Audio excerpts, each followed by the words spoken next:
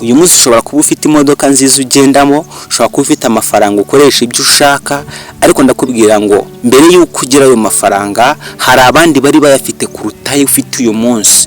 Mbere y'uko ugira imodoka nziza ufite uyu munsi hari abandi bagendaga mu modoka zirenze izo ufite wowe, ariko abo bose baribagiranye. Ariko abo bose ntitukibibuka. Niba ushaka kugira ngo wemere cyangwa se kugira ngo umenye neza, ibuka bamwe mu bakirisi yigeze gutunga, abenshi na n'umuntu wibuka ko babayeho. Uyu munsi bakora ngo umukire wa mbere ku isi ni kanaka, ariko ntabwo ari we wabaye wa mbere. Bagitangira gukora ubushakashatsi, abo bahereyeho bamwe na bamwe barapfuye, abo ngabo isi yarabibagiwe. Uyu munsi umuryango wanyu uba ari ukomeyemo cyane. Uyu munsi mu bihugu byacu abari bafite amafaranga menshi, abapfuye bishwe n'indwara n'ibyorezo n'ibindi, abo twarabibagiwe, kubera ko umuntu agira igihe cye akagira n'ikindi gihe ubuzima bwe burangira, hagatangira ubundi.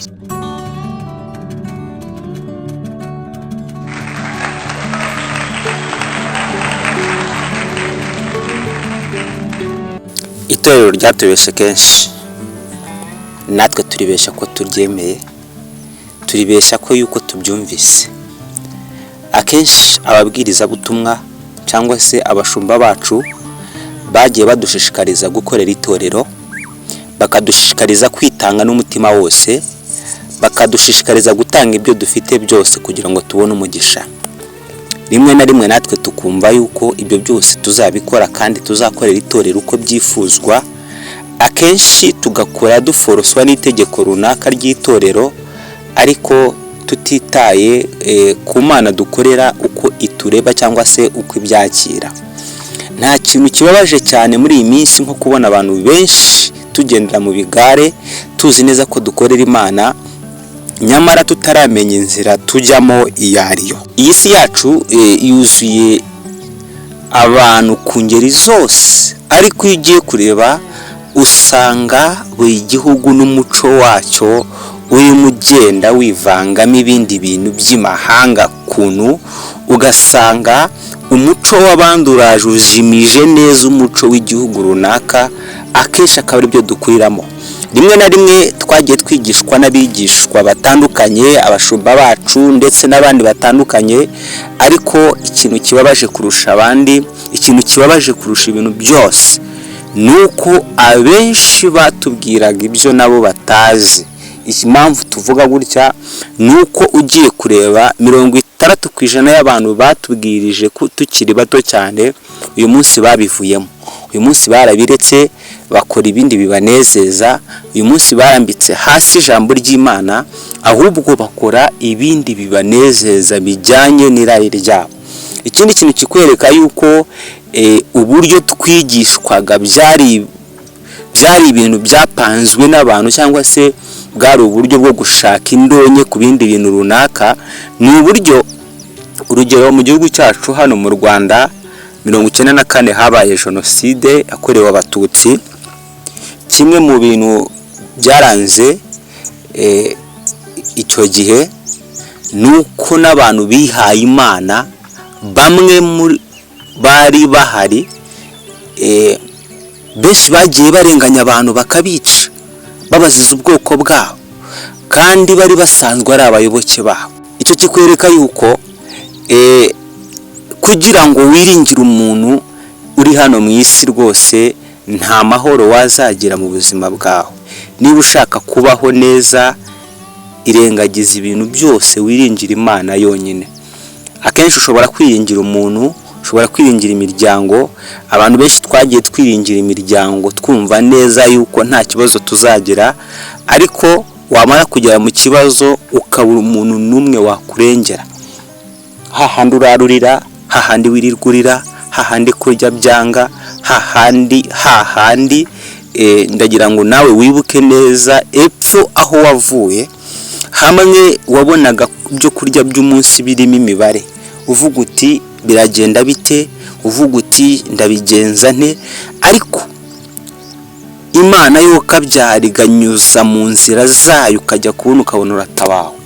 Uyu munsi rero reka twere kwibagirwa ko twatabawe, reka twere kwibagirwa ko twatabawe dufite amarira menshi, reka ureke kwibagirwa yuko mbere yuko ugeraho uyu munsi uri hari ahandi hantu wari uri.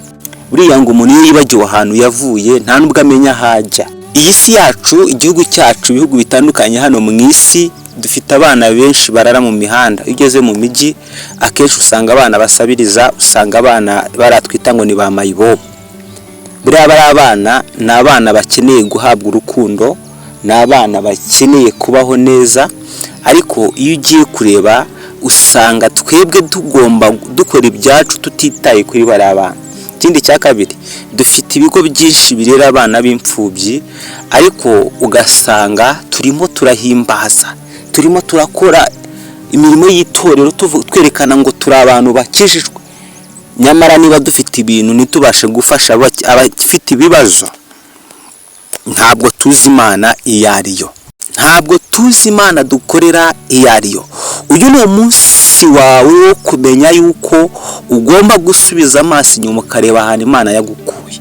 Uyu ni umunsi wawe wa nyuma wo kumenya yuko kuba ukiriho hari impamvu Imana yagusigaje.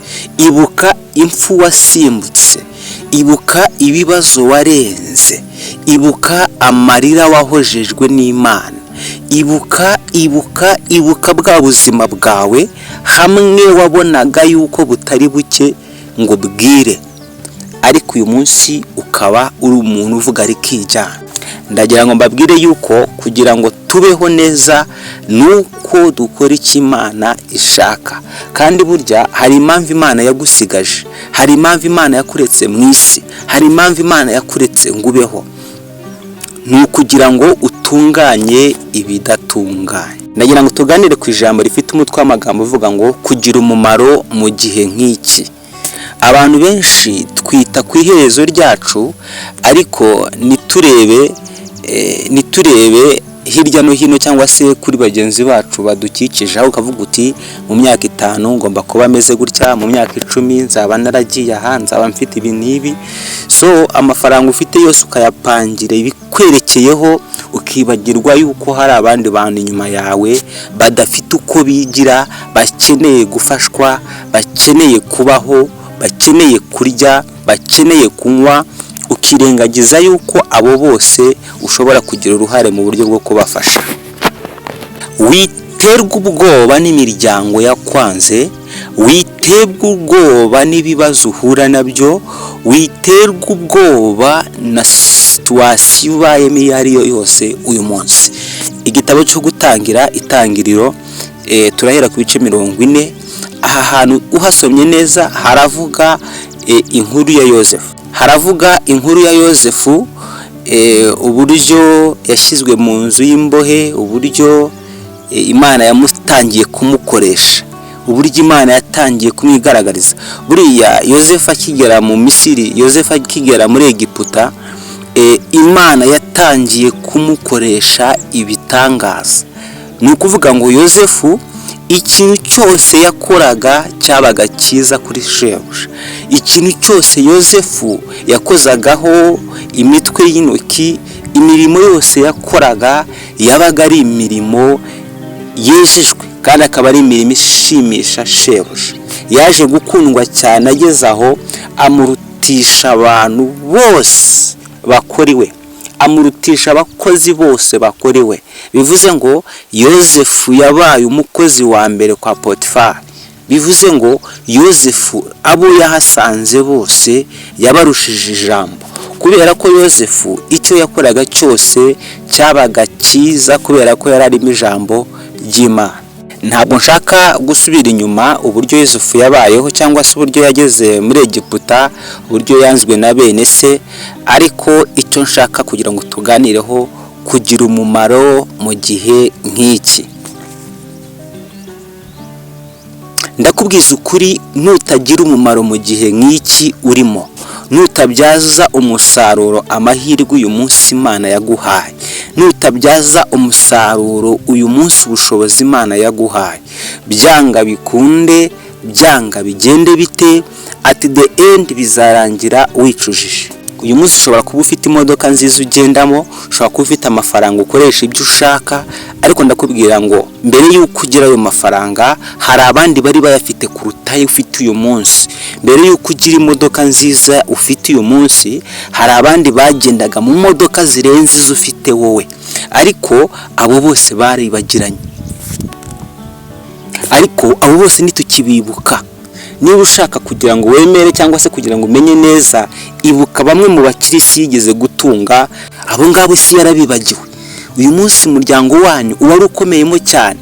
Uyu munsi mu bihugu byacu abari bafite amafaranga menshi, abapfuye bishwe n'indwara n'ibyorezo n'ibindi, abo twarabibagiwe, kubera ko umuntu agira igihe cye akagira n'ikindi gihe ubuzima bwe burangira, hagatangira ubundi. Niyo mpamvu igihe Imana yaguhaye byaza umusaruro igihe Imana yaguhaye. Ubundi ijambo rirambwira ngo Bibiliya yerekana neza igihe cya nyuma icyo ari cyo.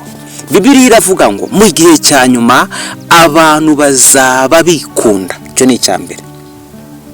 Icya kabiri, abantu bazaba badakunda ababo. Icya gatatu, abantu bazaba bakunda impiya. Bibiliya ivuga neza ko mu bihe bya nyuma abo bantu uburyo bazaba babayeho bazajya barangwa n'ibyo bintu mvuze haruguru. Ugiye kureba ibyo bintu biriho. Ugiye kureba uyu munsi umuntu agira umuryango akarutwa n'udafite umuryango. Ugiye kureba uyu munsi abantu benshi babayeho batazwi neza n'imiryango. Ukabahana imyaka 15 umuryango wawe utazi uburyo ubayeho, ukabahana imyaka 20 umuryango wawe utitaye uburyo ubayeho, ukagira ibibazo runaka inshuti zawe zikurebera, ahubwo bakaguseka, ahubwo bakagutaranga, ahubwo bakagucuruza. Muri make urukundo rwarakonje. Ndakubwiza ukuri inshuti yanjye, tugifite umwuka wo guhumeka, reka tubyaze umusaruro ubutunzi Imana yaduhaye. Niba koko ufite ubushobozi bwo gufasha umuntu, ibuka ko nawe wigeze kuba hahandi ukeneye ubufasha. Ibuka ko nawe wigeze kunyura muri cya gihe uhanga amaso abantu ukabura ibisubizo. Ibuka ko nawe wigeze kunyura muri bya bindi yasaye ishaje, yasaye isharira, hamwe wabonaga yuko no kurya bidashoboka, ariko uyu munsi ukaba ufite amafaranga. Suko uri umunyabwenge, suko hari icyo watanze, suko hari icyo urico, ahubwo nuko hari icyo Imana igushakaho. Waba uzi Imana, waba utazi Imana. Nta muntu n'umwe utazi Imana, kuko Bibiliya iravuga ngo na Satani ubwe arabizi ko Imana iriho kandi Imana ifite imbaraga.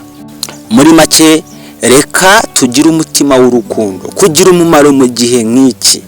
Nshuti yanjye, Yozefu, Bibiliya ivuga yuko Yozefu yaje gukundwa, amaje gukundwa aza kwifuzwa na nyirabuja, ariko Yozefu ikintu kimwe yashize mu mutima we ni ukudahemuka ku Mana ye. Bitewe n'isezerano yagiranye n'Imana, yabwiye umugore wamubwira mweruriye, amubwira ko mu byo shebuja yamuhaye umugore atarimo. Cya kabiri, yamubwiye yuko Imana yidashobora kumwemera ko akora icyaha gisa nk'icyo, kubenguka umugore wa sebuja, kubenguka umugore wa bosi we, kuryamana n'umugore utari uwe. Ariko uyu munsi abantu, uyu munsi twabigize umukino, uyu munsi ibyo twabigize ibyishimo byacu. Muri iyi minsi abantu ibyo nibyo twumva bitunejeje, muri iyo minsi ibyo nibyo twumva dushonje cyane kurusha ibindi.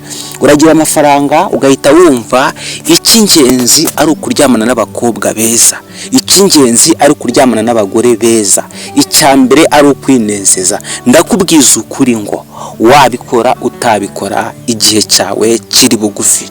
Buriya najya nkubwiye ko Yozefu mbere yuko ahura n'ibyo bibazo byose, Imana yari izi neza ko Yozefu ibyo bibazo azahura nabyo. Imana rero ijya yemera ko ibigeragezo bikugeraho, wibabazwa n'ibibazo ufite uyu munsi, wirarurira urakazwa cyangwa se wabuze igisubizo. Ndakubwira ngo ijambo riravuga ngo nimubona ibyo byose bibaye, muzarareme murebe hejuru, kuko gutabarwa kwanyu kuzaba gusigaye kuwiteka gusa. Nta wundi muntu ushobora kugutabara, nta wundi muntu ushobora kukurengera, nta wundi muntu ushobora kugukiza uretse Imana yo.